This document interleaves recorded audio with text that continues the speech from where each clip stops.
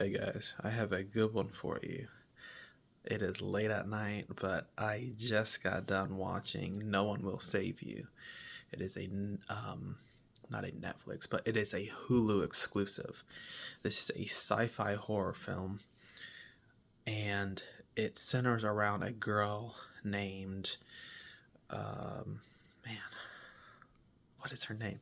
Okay, so her name's Bryn, right? Okay, but here's the thing: they don't actually have any dialogue in this movie. There's only like one word of dialogue.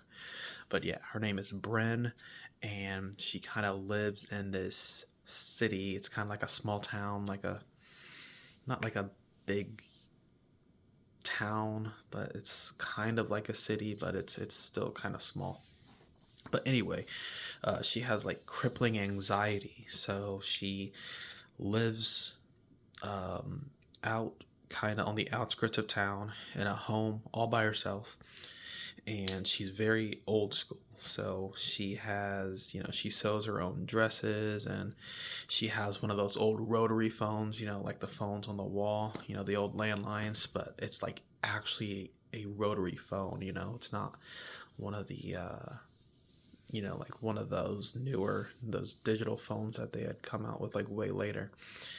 But anyway, so she starts seeing lights, and she hears sounds and things like that, and she goes downstairs and she realizes there's a door open. And man, that first scene where we just get kind of like a glimpse of the alien, and it's kind of just like going around her house, and we don't get the full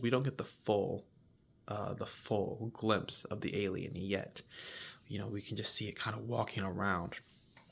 But man, that was so creepy when eventually it made its way upstairs, and she was under the bed, and then she sees it stand on its toes.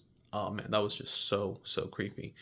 And these things, she's kind of fighting for her life while it's in the house now, and they have telekinetic powers. Excuse me. So it's trying to move her towards him, and she grabs an item, and his own strength of his power, when he brings her towards him, she kind of stabs him in the head, and he dies.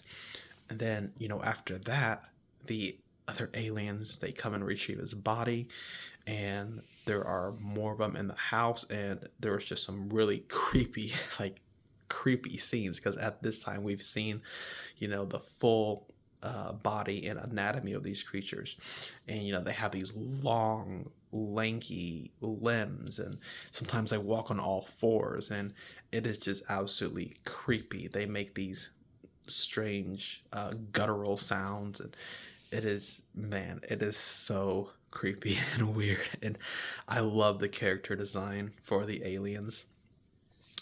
They are kind of like an alien gray type.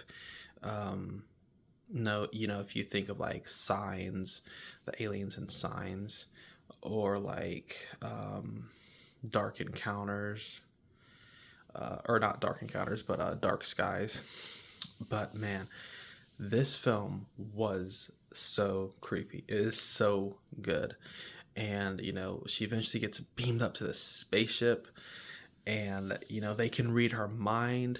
I'm assuming they can read her mind because she's in their spaceship, and they kind of just like tap on her forehead at certain times during like the movie, and then we see inside of her mind, with her friend, and she's struggling during this film with regret, because we find out that later we find out that she actually killed her friend.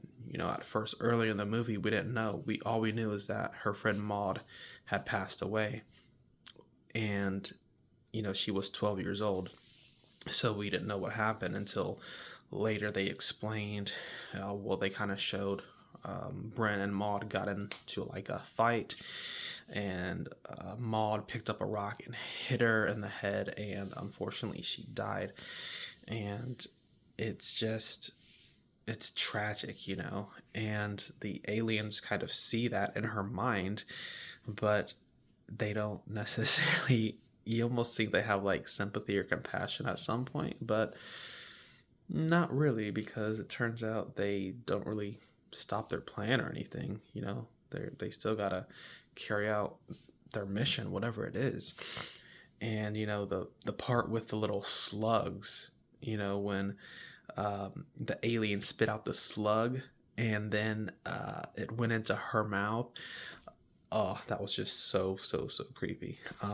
So this movie was amazing. It was one of the best sci-fi horror films I've ever seen, um, especially in like the last 5-10 years. It was definitely um, good, intriguing, multiple different themes going on. You had her and the survival, and then you had her dealing with the guilt, and you had some of the psychological stuff about her seeing her dead friend, and obviously she's still dealing with like crippling anxiety while they attack her in her home. So it's just absolutely, have a lot of different things going on.